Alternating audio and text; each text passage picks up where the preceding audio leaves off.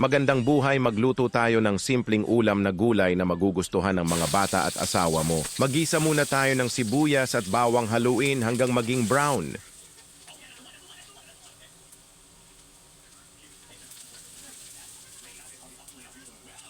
Maghalo lang ng maghalo para hindi boring ang pagluluto mo.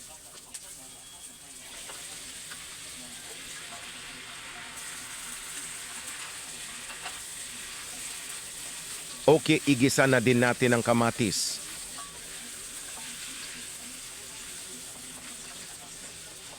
Haluin ng maigi at pagkatapos nito isusunod natin ang baboy sa paggigisa.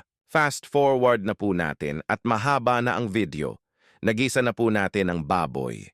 Ilagay na din natin ang upo na sariwa at haluin maiigi para lalong sumarap ang luto natin. At talaga naman nakakatakam itong simpleng ulam na ito. At sigurado mag-aaway na naman kami ni Diet nito.